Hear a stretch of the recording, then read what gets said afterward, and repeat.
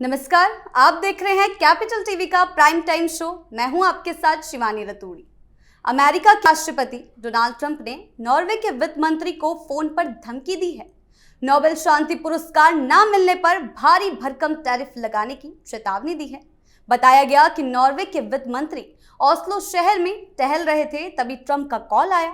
Trump ने Nobel पुरस्कार की बात की, साथ ही धमकी दी अगर उन्हें ये सम्मान नहीं मिला तो नॉर्वे पर 15% से भी ज्यादा टैरिफ ठोक दिया जाएगा। ट्रंप का कहना है कि व्हाइट हाउस के 4 पूर्व राष्ट्रपति ये सम्मान पा चुके हैं, ऐसे में वह भी इसके हकदार हैं। इस पूरे मामले पर हमसे बात करने के लिए स्टूडियो में मौजूद हैं कैपिटल टीवी के editor in chief doctor Manish Kumar. Sir, बहुत बहुत स्वागत है आपका। धन्यवाद। क्या ट्रंप नोबेल पुरस्कार पाने के लिए और दुनिया की नजरों में अपनी साख बचाने के लिए धमकियों का सहारा लेने लगे? देखिए, धमकी वो सबको आए दिन दे रहे हैं। He is a narcissist, completely lost out. आप देखिए, पूरे अमेरिका के अंदर मीडिया वालों के सामने ये एक हंसी के पात्र हो गए। CNN जैसे टेलीविजन चैनल के ऊपर एंकर्स इनका नाम लेकर के हंस रहे हैं। लेकिन मसला सिर्फ ये नोबेल पीस प्राइज का नहीं है। जब से ये खबर आई है, ये नॉर्वे के एक न्यूज पोर्टल के ऊपर एक पत्रकार ने इसका खुलासा किया and then it was picked up by US media. और अब खबर क्या आ रही है कि ये तो आप आए दिन सबको धमकियां दे रहे हो। तो EU के अंदर नॉर्वे यूरोप का एक देश है, बड़ा महत्वपूर्ण देश है। अब EU के अंदर अब एक नया बवाल चल रहा है कि भाई ये क्या तरीका हो गया। और ये खबरें कब आई है? ठीक एक दिन पहले, जब जेलेंस्की व्हाइट हाउस जा रहे हैं। किस बात के लिए? तो पीस डील करने के लिए। अब आप इसको करेक्ट कीजिए कि दुनिया क्या कह रही है, अमेरिका क्या कह रहा है, वहां के लोग क्या कह रहे हैं, अपोजिशन क्या कह रहा है। कि आप पुतिन से सीज फायर की बात करने कोई शांति के दूत बनकर नहीं गए। You are least bothered about Ukraine. आपको उसकी कोई चिंता ही नहीं है। आप तो वहां पे डील इसलिए कराना चाह रहे थे कि डील हो गया तो फिर नोबेल पुरस्कार में। आप की जो नीयत है उसमें खोट है। और इसलिए अब जो खबर आ रही है कि EU की तरफ से कुछ और लीडर्स को जेलेंस्की के साथ भेजा जाएगा। पिछली बार जेलेंस्की गए तो व्हाइट हाउस में उसको बहुत बेइज्जत किया गया। पूरी दुनिया की मीडिया के सामने उसे डांटा डपटा, उनको फटकार लगा दी पूरी। अब कहानी कहां घूम के आ रही है कि टैरिफ की धमकी आपने दे दी। और वैसे समझ लीजिए कि नोबेल पुरस्कार जो दिया जाता है, ये नॉर्वे की सरकार, वहां की पार्लियामेंट, वो 5 लोगों की कमेटी बनाती है। अब वो कमेटी तय करती है भाई किसको नोबेल पुरस्कार मिलेगा। अलग अलग सब्जेक्ट के लिए अलग अलग 100 के आसपास लोग होते हैं। उसमें इंडिविजुअल भी होते हैं, उसमें हेड ऑफ द स्टेट्स भी होते हैं, NGO वाले भी होते हैं, इंस्टीट्यूशंस भी होते हैं। अब आप वहां पे धमकी क्यों दे रहे हो? क्योंकि सवाल उठ रहे हैं कि क्या ये Donald Trump seriously deserves it. कारण इसका समझ लीजिए। आपकी सबसे बड़ी जो बात है कि आपने युद्ध रुकवाए, ठीक है। कहां? तो गाजा और इजराइल के बीच। भाई आज भी हमले हो रहे हैं, आज भी हमला हुआ है। वो युद्ध रुका नहीं है तो कौन सी युद्ध आपने रुकवा दी? फिर आपने कहा कि इंडिया पाकिस्तान के बीच में युद्ध रुकवा दी। इंडिया ने कहा नहीं। इसलिए मोदी से वो थोड़ा सा नाराज चल रहे हैं ना, इंडिया के खिलाफ जो बयानबाजी, उसका कारण यही है, हमने माना ही नहीं। You have no role. भाई सीज फायर कैसे होता है? जैसे आपने कराया, जो आपके क्रेडिट में जाता है कि अर्मीनिया और अजरबैजान दोनों को आपने बुलाया, सामने बिठाया और कहा भाई हाथ मिलाओ, फोटो खिंचवा लिया। ये पहले भी हाथ मिला करके फोटो खिंचवा चुके। 3 महीने के बाद फिर लड़ना चालू कर देंगे। 3 महीने के बाद फिर वहां लड़ाई शुरू हो जाएगी। वो नहीं है। लेकिन आपने बुला करके बातचीत, मध्यस्थता की, तब आपका रोल होता है। हिंदुस्तान पाकिस्तान में क्या हुआ? उसके DGM ने फोन किया कि बस अब नहीं, बहुत पिट गया मैं। और खबर आई है कि 19 एयरक्राफ्ट पाकिस्तान के बर्बाद हुए। ऑस्ट्रिया के कुछ एक्सपर्ट्स जो है वो बता रहे हैं कि भाई बहुत ज्यादा तबाही, 20% of air force asset was destroyed in 88 hours. ये कहानी है। तो यहां आपका कोई रोल नहीं है, गाजा में कुछ हुआ नहीं।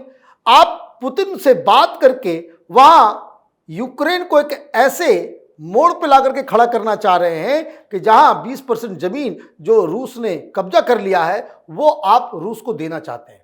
आप ये चाह रहे हैं भाई अभी सीज फायर हो जाए, जो लोग जहां है वो एलओसी बन जाए, लाइन ऑफ कंट्रोल बन जाए, और एक बार लाइन ऑफ कंट्रोल बन गया तो फिर वो तो रूस का ही अपना इलाका हो जाएगा, फिर तो कोई दिक्कत ही नहीं है, पुतिन जो है वो जीत गए। तो ये सारी चीजें हो रही है, तो इसका मतलब है कि आपका कोई रोल नहीं था। और एक और सवाल उठा कि भाई ईरान में जब युद्ध हो रहा था आपने B2 बॉम्बर भेजे। भाई आपने भेजे ना, आपने तो प्रेस कॉन्फ्रेंस किया, I have sent it, I have ordered, आपने बकायदा ट्वीट किया कि हमने किया। तो भाई जो शख्स युद्ध कर रहा है उसे शांति पुरस्कार कैसे मिलेगा? तो ये अब नहीं मिलेगा। आपको जो करना है आप करें। तो फिर वही जब नहीं मिल रहा है तो आप क्या करोगे? आपने फोन उठा करके वहां के फाइनेंस मिनिस्टर को धमकी दे दी कि भाई हमको दिलवाओ। तो ये सारी चीजें क्यों हो रही है? ये भूख लगी हुई है इसे कि हमें बहुत कम समय में बहुत सारी चीजें जो है, पूरी दुनिया जो है उसके सामने नतमस्तक हो जाए। कोई अगला इलेक्शन लड़ना नहीं है डोनाल्ड ट्रंप को। 4 साल के राष्ट्रपति बनता है आदमी, और अमेरिका में 2 ही टर्म बन सकते, एक बन चुका है, ये लास्ट टर्म है आपका। 1 साल पूरा होने वाला है, लगभग 3 साल और बचे हैं। तो हिंदुस्तान ने तो सोच लिया भाई 3 साल बस चुपचाप रहना है, लेकिन आपने हिंदुस्तान को मौका दिया। तो प्रधानमंत्री मोदी ने आज एक खेल किया है। क्या खेल किया है कि उन्होंने धमकी दी थी कि भाई 100% लगा देंगे इंडिया के ऊपर, ब्रिक्स देशों के ऊपर, अगर आपने डॉलर में बिजनेस करना बंद किया तो। प्रधानमंत्री ने कहा कि भाई हम करेंगे। बाकायदा आरबीआई के तरफ से नोटिफिकेशन आ रहे, प्रोसेस बता दिया गया कि भाई किस तरीके से जितने ब्रिक्स देश हैं वो रुपीस के अंदर ट्रेड करेंगे। तो अब क्या कर लेंगे आप? क्या कर लेंगे आप?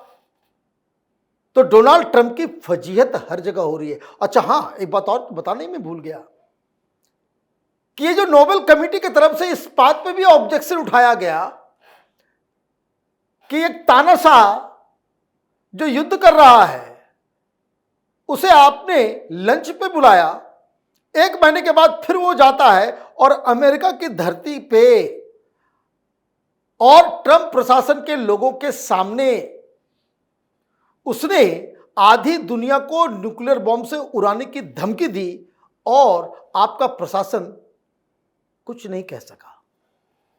तो इसका मतलब यह है कि आप इनकरेज कर रहे हो इस तरह के एलिमेंट्स को जो न्यूक्लियर थ्रेट्स दे रहे हैं।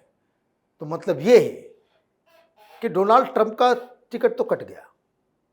अब रही बात टैरिफ की और हिंदुस्तान की, तो आज खबर आई कि रिश्ते अब इतने खराब होते चले जा रहे हैं अमेरिका से, क्योंकि हम लोगों ने डॉलर को साइड किया। भाई हिंदुस्तान भी कैलकुलेट कर रहा है ना। एक बात क्लियर कट है, अमेरिका के सामने हिंदुस्तान झुकेगा नहीं। अमेरिका हमारे प्रायोरिटी में नहीं है। आपके साथ बिजनेस है, दोस्ती है, बहुत अच्छी बात है, लेकिन आप ये चाहोगे कि आप हमारे सिर पे बैठ करके आप डांस करो, ये तो पॉसिबल नहीं है। इस सरकार में तो पॉसिबल नहीं है। कोई और प्रधानमंत्री होता तो वही कॉम्प्रोमाइज कर लिया होता, पता भी नहीं चलता, और अंदर खाने जो है कॉम्प्रोमाइज हो गई होती चीजें, लेकिन अभी तो पॉसिबल नहीं है। तो टैरिफ के ऊपर आपने 50% लगा दिया, और उसके बाद आप एक डेलीगेशन आने वाला था, उसको मना कर दिया गया। क्यों भाई? 50% जब आपने लगा ही दिया तो फिर बात करने की बात क्या रही? आपके साथ बात क्या करना है? आपने डिसीजन ले लिया और आपने धमकी दी कि भाई 100% लगा देंगे। लगा दो भाई, 100% लगा दो, हम भी लगा देंगे बाद में। तो ये सारी चीजें जो हो रही है, डोनाल्ड ट्रंप पूरी दुनिया को धमकी दे रहे हैं, दुनिया को नचाने की कोशिश कर रहे हैं। एक ही जगह आकर के उनकी गाड़ी जो है वो, आप देखिए, ये सोचने और समझने वाली बात है डोनाल्ड ट्रंप ने अपने इनवॉय को भेजा पुतिन के पास और ये कहा कि हम लोग में बातचीत होनी चाहिए, आप आइए, आप अलास्का आइए, आप अमेरिका आइए। और पुतिन चले गए। हालांकि पुतिन ने उनको वहां पे बाकायदा पटक दिया, हरा दिया डिप्लोमेसी में। लेकिन प्रधानमंत्री मोदी से भी यही बात कही गई थी जब वो कनाडा में थे, जब वो G7 की मीटिंग में थे, तो डोनाल्ड ट्रंप ने कहा कि आप वॉशिंगटन आइए, आपसे मुलाकात, आपसे बातचीत करनी है। ऑपरेशन सिंदूर चल रहा था। प्रधानमंत्री मोदी ने कहा कि हम नहीं जाएंगे। क्यों? क्योंकि ये वहां मुनीर को बिठा करके रखा हुआ था। फिर जैसे अजरबैजान और इसके साथ किया कि मुनीर के सामने जो है प्रधानमंत्री मोदी को बिठा दिया होता। प्रधानमंत्री मोदी ने जो जानकारी आ रही है, डोनाल्ड ट्रंप को लेफ्ट राइट सेंटर बहुत कायदे से डांट लगाई है और तब से ये बिफरा है कि 25% लगा देंगे, ये कर देंगे, वो करते रहो, क्या फर्क पड़ रहा है। हिंदुस्तान की इकॉनमी अमेरिका के ऊपर आधारित नहीं है, अमेरिका के ऊपर आधारित नहीं। We are not export oriented economy. हम तो जितना बनाते हैं वो देश में ही खपत हो और एक्सपोर्ट नहीं होगा। हम विदेश नहीं भेजेंगे सामान को तो और महंगाई कमी होगी। वो सामान जो हिंदुस्तान में बिकेगा एबेंडेंस होगा, कीमतें कम होगी। और प्रधानमंत्री मोदी अभी देखिए, वो इशारा लाल किले से वो डोनाल्ड ट्रंप व्हाइट हाउस को कि हमारी इकॉनमी को कुछ नहीं होने जा रहा, और इसलिए उन्होंने कहा कि महंगाई कम करेंगे, जीएसटी जो है और कम करेंगे, न्यूक्लियर पावर भी लगाएंगे और रूस से हम चीजों को भी लेंगे। लेकिन इन सब के बीच प्रधानमंत्री मोदी ने एक और इशारा कर दिया कि हम चाइना के साथ रिश्ते सुधारने में बिलीव करते हैं। तो चाइना के विदेश मंत्री हिंदुस्तान आ रहे हैं, हिंदुस्तान के विदेश मंत्री रूस जा रहे हैं। तो एक नई, सो कह सकते हैं कि एक गठन, एक ग्रुप का वो होता दिख रहा है। और प्रधानमंत्री मोदी और भारत के इस स्टैंड के साथ दुनिया के करीब 80 मुल्क हैं जो ये कह रहे हैं कि भारत सही रास्ते पे है। सर, बहुत बहुत धन्यवाद आपका इन तमाम जानकारियों के लिए। धन्यवाद। ट्रंप पहले भी कह चुके हैं कि उन्होंने मध्य पूर्व से लेकर भारत पाकिस्तान तक शांति समझौते में बड़ी भूमिका निभाई है, लेकिन अब धमकी देकर नोबेल की दावेदारी ने नया विवाद खड़ा कर दिया है। दुनिया की नजरें अब नॉर्वे की उस कमेटी पर टिकी हुई हैं जो तय करेगी कि नोबेल का ताज किसे पहनाया जाएगा। इस खास शो में इतना ही। आपकी इस बारे में क्या राय है, हमें कमेंट सेक्शन में जरूर बताएं। नमस्कार।